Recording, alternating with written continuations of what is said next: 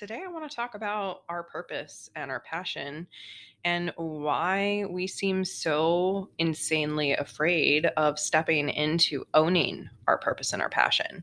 So, I was having a really interesting conversation with a client this morning, and this came up. We were talking about this hobby that she had sort of abandoned due to trauma.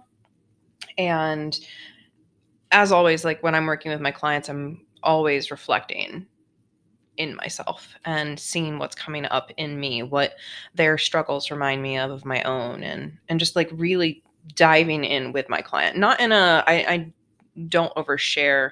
I make it a big thing to not overshare with clients, even though you can go and listen to my podcast and learn a lot more about me.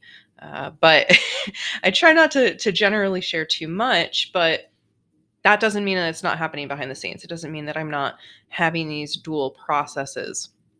So, as this client was talking about struggling with her hobbies and why, it made me really think about, I have felt from the time that I was a child that my purpose and my passion was writing.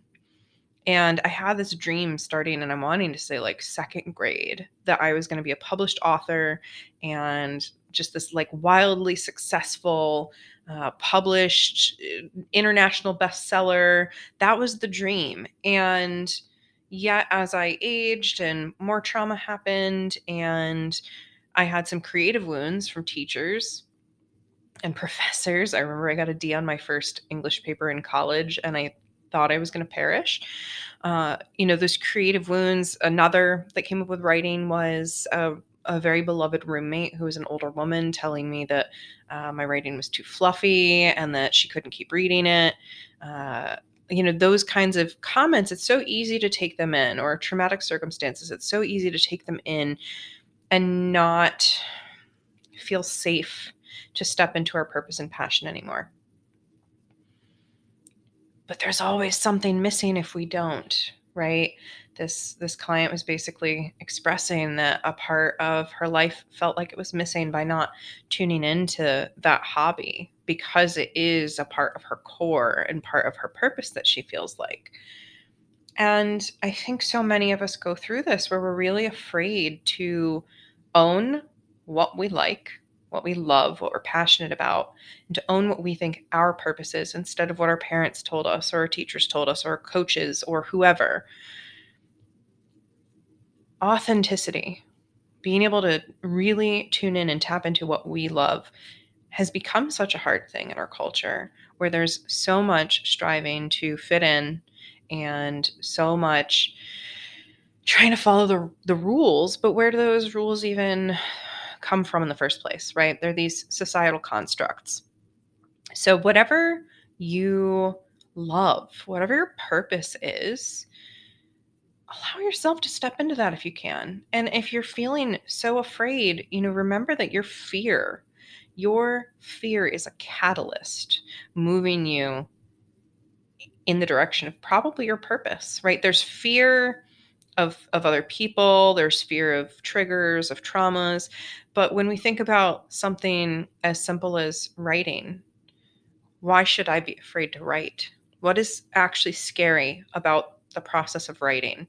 Well, it's the putting myself out there. It's the maybe failing, the struggling, right? That doesn't make it bad. Failing doesn't make something bad, doesn't make it wrong, doesn't make it pointless. There's so much that we can gain through our struggles and our mistakes and our failures. So it just doesn't add up when you logically think about, why would I be afraid of writing? But then it makes a lot more sense when you go back and you look at the context of the things that I've been through and the experiences that I've had. So, do I let those experiences take over my life? Do I let them run the show and determine that I'm never going to be creative again? I'm siding on no.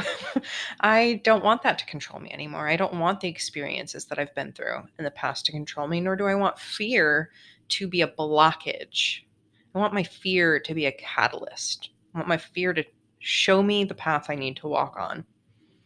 So if you're feeling afraid and you're feeling like something's missing in your life, you're feeling that there's this sense of your passion or your purpose not being met, Where are you afraid? What are you afraid to do? Again, remove all people from the equation. What are you afraid to do for yourself?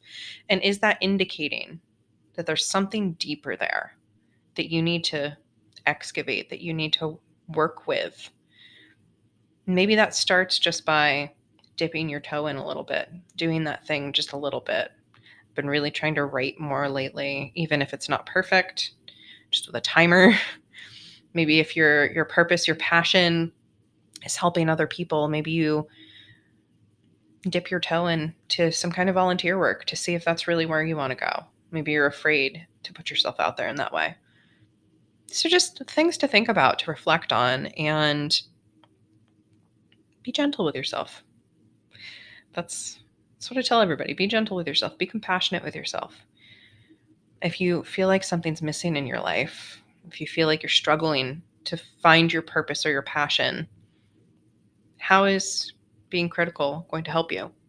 So I hope that this little quick pep talk is something that you needed to hear, to know that you're allowed to lean into that fear, that you're allowed to pursue your purpose, your passion, whatever that looks like to you as an individual.